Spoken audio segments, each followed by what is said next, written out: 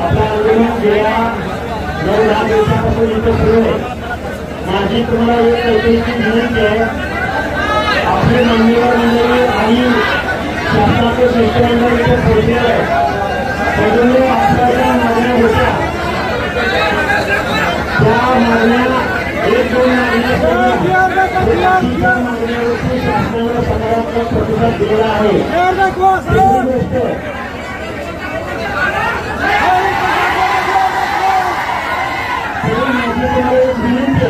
मला एक महत्वाचा एक मुद्दा बोलायचा, प्लीज शांत बसावा।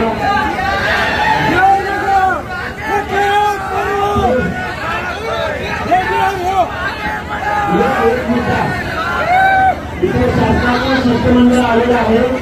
या शिष्टमंडळाला माझी एक विनंती आहे, सन्माननीय साहेब, महाजन साहेब, पाटील साहेब, धनुभाऊ, त्याचबरोबर विजय साहेब, आमचे गोपीचंद्र वगैरे, मला एकच सांगायचं आहे, गेल्या 3 वर्षापासून ही मी मागणी वाढवत नाही की फॅक्टर मी सांगतो, गेल्या 3 वर्षापासून पंचायत राजमधील रिझर्वेशन कोर्टामध्ये पेंडिंग आहे। आमच्या 56,000 जागा ओबीसीच्या त्यामध्ये आहेत।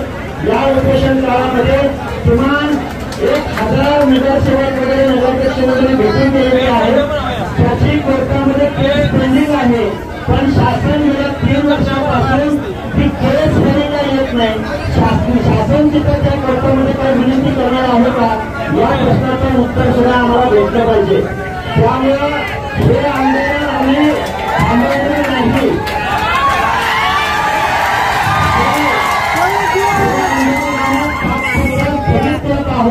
आणि ह्या सर्व मान्यवर मंडळांना आणि शासनाला आम्ही सकारात्मक प्रतिसाद देत आहोत।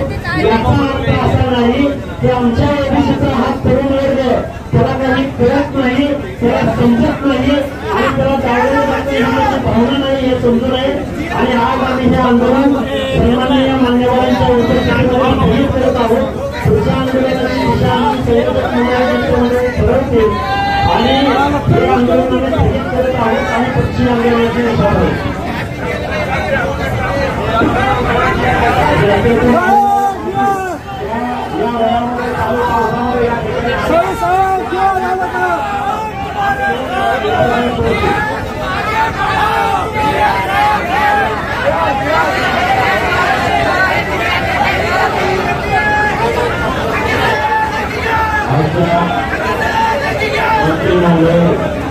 आदरणीय भोजन साहेब यांच्या सूचनेनुसार त्यांना मुख्यमंत्री महोदयांनी मंत्रिमंडळाच्या शिष्टमंडळाने आपल्या मागण्यासंदर्भात सकारात्मकता दाखवल्यामुळे आणि या अधिवेशन